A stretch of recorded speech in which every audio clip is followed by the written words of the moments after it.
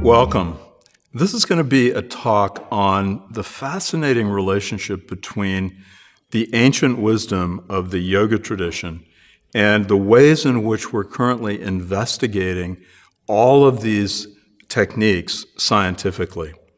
So I'd like to just dive right in and begin by saying that as a way of background, the yoga traditions going all the way back to at least the 8th century, before the Common Era, we're interested primarily in two questions.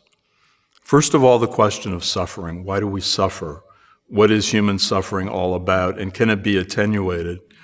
And secondly, the related question of optimal living. What is an optimal human life? What's it look like when human beings are functioning on all cylinders?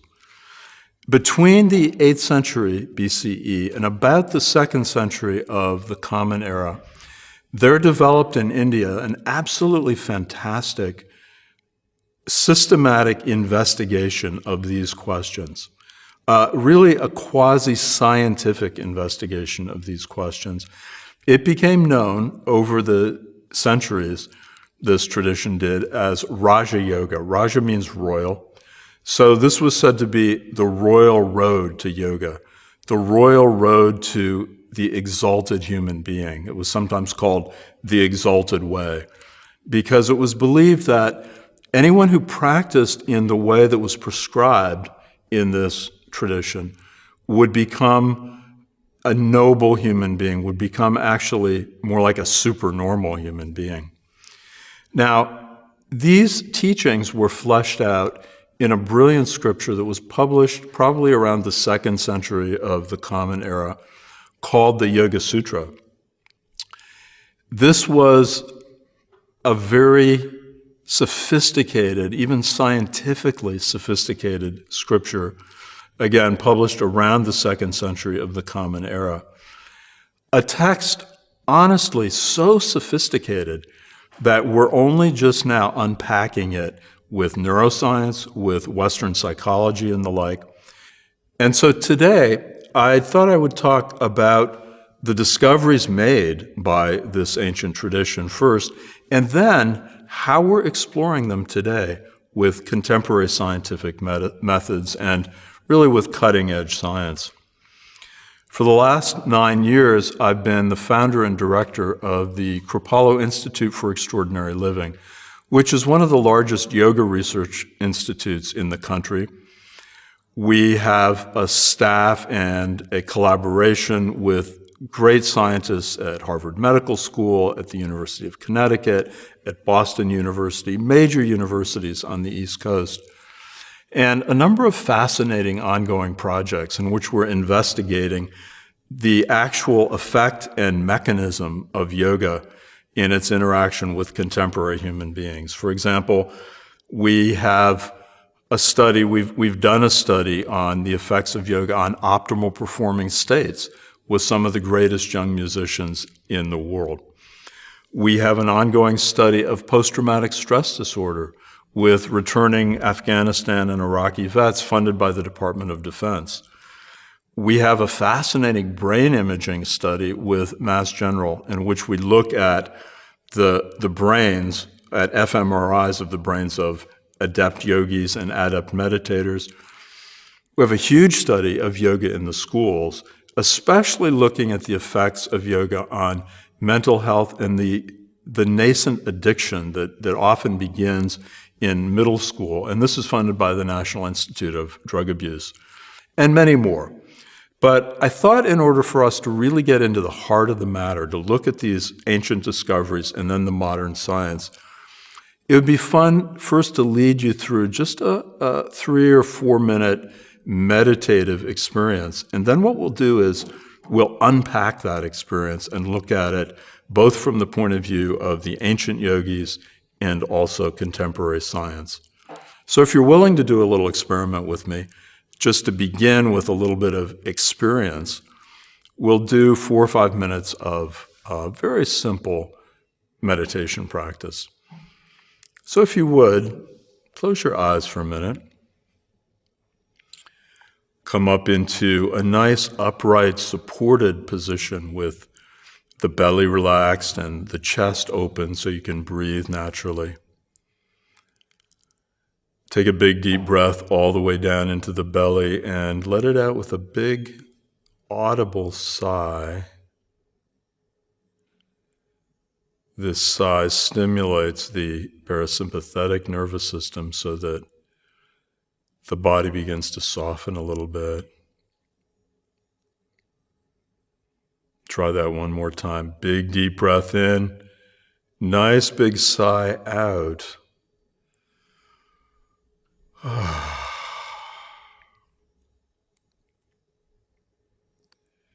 And now consciously letting go of all the rest of the day's stuff, all the baggage that you may have carried with you through the day. And very consciously bring your awareness right down to the area of the belly, the abdomen.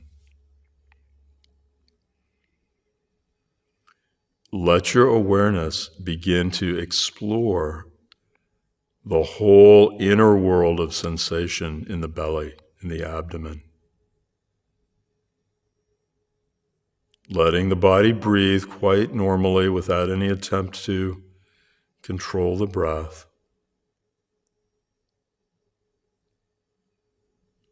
And letting the mind stay absorbed in that inner world of sensation.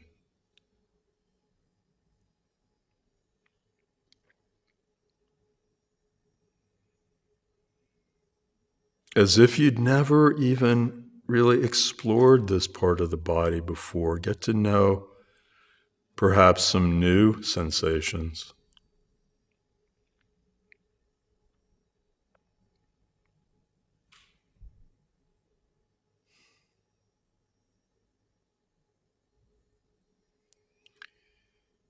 And notice if your belly feels a little tight, you might be holding the breath slightly. And if that's the case, let your belly totally soften.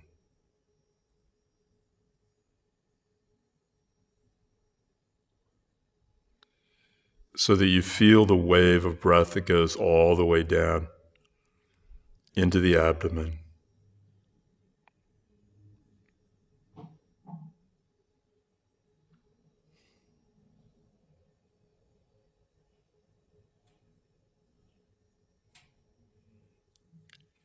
And now we're going to let awareness gently move up to the area of the chest, the lungs, the rib cage. Once again, exploring this whole inner landscape with your awareness, your inner mind's eye.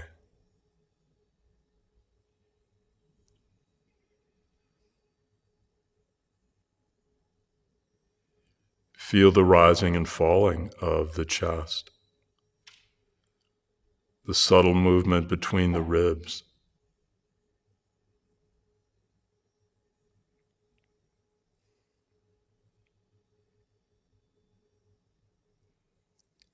Maybe you can even feel that very subtle movement just under the collarbones as the breath rises and falls.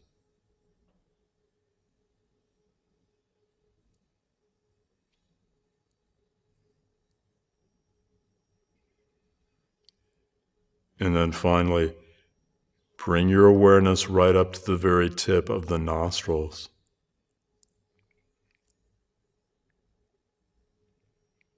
And begin to investigate the precise sensation at the tip of the nostrils of the breath moving in and out.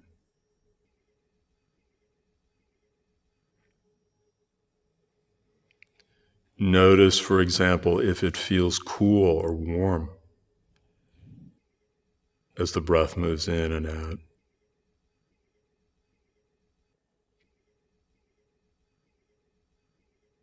Maybe there's more sensation in one nostril than the other.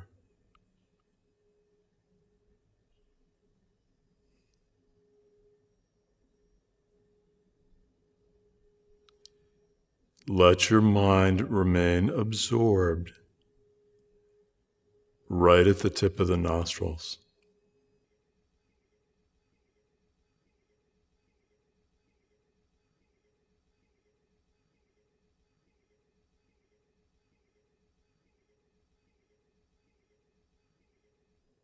Allow the body to be quite at ease without any strain.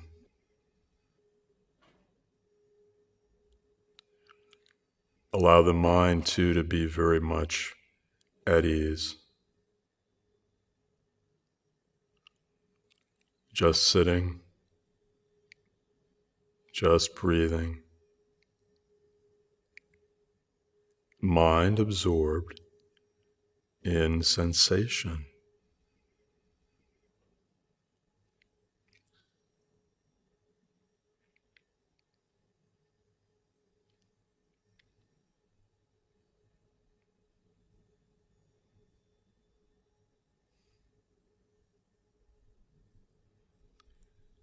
If the mind wanders away, just notice that and then gently bring it back.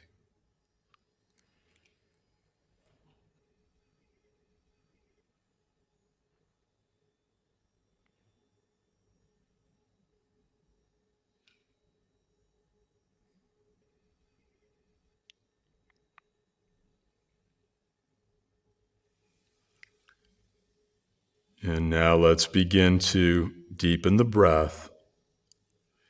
And we'll take one more full deep breath in and let it out with that big sigh again.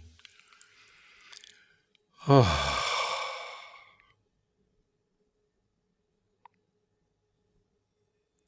And then allow your eyes to gently open.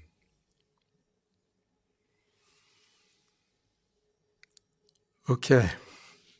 So, I've just given us the very basic instructions in concentration meditation. Very simple. Find an object, in this case we're using the breath. Bring awareness to the object, come back again and again to the object, settle into the object, become absorbed in the object. Now, did you notice while we were practicing that you had any trouble at all keeping the mind engaged on the object for the entire time? About 5 minutes. Of course, this is a trick question, which is obvious. Interesting, though, isn't it, that I ask you to take your awareness to an area of the body and place it there and keep attention focused there, and you'll notice that you can't do it, even for a few seconds. If I ask you to take your body to your room and sit on your bed for 5 minutes, yeah, you could do it. But I ask you to take your awareness and place it on an object, no can do. Very interesting. What's going on there? This, my friends, is the first experience of every meditator, 3,000 years ago and today. This is the first confrontation with what we call ordinary discursive mind, the surface layer of the mind. And this part of the mind has 4 classic characteristics that you will have noticed, even just in that short experience. What are they? It's restless. You know that. The mind is restless, constantly moving. Secondly, easily distracted, right? There's a sound up in the right-hand corner. All of a sudden, the mind goes there. Restless, easily distracted. Third characteristic, nonstop talker. The mind, if you notice, is constantly chattering. One of the characteristics of ordinary discursive mind. And then fourth characteristic is something called gaps in awareness. And you may notice this. You're driving to the meditation center to get all focused and centered, and you notice that you've been absent for a couple of minutes while you're driving, and you think, wow, where was I? Where have I been? Gaps in awareness. Who's driving the car while you're gone? I see this all the time in certain group of young musicians whom I teach, who are maybe playing their first symphony with a great symphony conductor, and they notice, wow, I've been gone from the music for a couple of bars. I wonder how it went. gaps in awareness. Restless, distracted, nonstop talker, gaps in awareness. This is simply how it is in the nature of ordinary discursive mind. This is how it is to be a human being. Now, yogis also discovered a fifth characteristic which becomes absolutely central to our investigation, and they called this dukkha. Dukkha, D-U-H-K-H-A, dukkha. It's usually translated to mean suffering, but it actually means something much more precise. It means ordinary unsatisfactoriness. What it means is that the mind has a certain allergy to being fully present in the moment with the sight, smell, touch, sound machine that is this body. You know, we talk about in the Eastern contemplative traditions the 6 sense doors. So those are the 5 senses, plus the 6th sense is the mind, the 6 doors through which sensation enters. As a result, it's very difficult, actually, for us human beings to be fully present in the moment with sensation just the way it is, kind of contentiousness with the present moment. This is something that all meditators discover, especially early on in meditation. Dukkha, unsatisfactoriness, this sense of being really ill at ease with the present moment. You know, Henry David Thoreau went to Walden precisely to allow his mind to get quiet, went to the woods, and when he came out a couple of years later, he said something interesting. He said, "Most men lead lives of quiet desperation. Most men lead lives of quiet desperation." This is dukkha. This is that sense of being rather profoundly ill at ease in our bodies with the present moment. The original word dukkha actually meant awry. Something's just a little awry. There's a kind of a background anxiety or noise there. And the yogis discovered and investigated this quality of dukkha very deeply. They found 3 different flavors, if you will, of dukkha. And they called these the afflictions, the afflicted states or the tormented states. 3 different ways that we're actually not present for the present moment. Some of you will have heard these. These are grasping, aversion, and delusion. Grasping, reaching forward out of the present moments towards some fantasized, better other moment in the future. I'm sitting here talking to you and maybe I'm thinking, I wonder what's for dinner. Not present, leaning forward into the next moment, grasping, craving, clinging. The second one, aversion, pushing back away against this moment. Ooh, I don't like this. I don't like this moment. Aversion, the Buddhists call it hatred, but it implies any sense of retracting and contracting away from the present moment. So grasping, leaning forward, aversion, pushing away. And finally, delusion, which is an interesting one. It's kind of a twisting away from reality. I don't want to see how it is. Painting pictures on reality, we may say. Delusion. The Buddha said, all men are quite deluded. Sigmund Freud said, psychoanalysis is the study of self-delusion. So this is a characteristic of ordinary mind. All 3 of these are grasping, aversion, delusion, things that we live with. Now, again, yogis, with a very kind of scientific attitude toward this investigation of the mind, began to look into these 3 different afflicted states. And they noticed that when the mind is colored by any one of these states, grasping, aversion, delusion, there are 3 characteristics that are always present. First of all, the mind is disturbed. That is to say, it's restless. It's more restless than usual. It's heated up. Yogis call this puppy mind, wild elephant mind, raging river of mind, the mind that's stirred up. This is very easy to see for yourself. Sit down to meditate anytime when your mind is caught up in a moment of grasping, of craving, of clinging for food or for sex or for anything even much more exalted than that. you'll notice, oh, the mind's really restless and stirred up, very difficult to sit and to meditate. So disturbance. The second one is called obscuration. When the mind is colored by grasping or aversion, it's said to be obscured. What does this mean? Very simply, it means that when the mind is colored by grasping, it's not seeing reality clearly. Interesting, huh? It tends to take the object of its grasping and see it as better than it actually is. So last night I'm in bed, about to go to sleep. All of a sudden, grasping arises. I have this craving for chocolate fudge brownie ice cream, Ben & Jerry's chocolate fudge brownie. Craving arises. Well, what's going on? I'm not really that hungry because I've had dinner. Nonetheless, craving has arisen. And I think, maybe I'll hop in the car and go get some ice cream. The mind, when it's colored by grasping, is not necessarily seeing the object clearly. All of a sudden, that object, that ice cream, looks better than it actually is. What is it? It's a neutral object. Yeah, it's yummy, but is it all good? No. Is it all bad? No.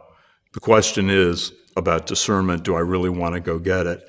In that moment, you can see, right, that there's less discernment. The mind is not so discerning because it tends to color the object of grasping as more favorable than it actually is. So disturbed, obscured. And the third characteristic of the mind caught up in an afflicted state is called separation. What this means simply is that when we have a profound grasping for an object, say the chocolate fudge brownie ice cream, there's an intense experience of separation between self and object. Suddenly I think, I'm incomplete without that object. If I could only get that object in me, then I would be fully complete. So this increasing sense of separation colors the mind. Disturbance, obscuration, separation. These three fully color the mind when it's caught up in an afflicted state, grasping or aversion.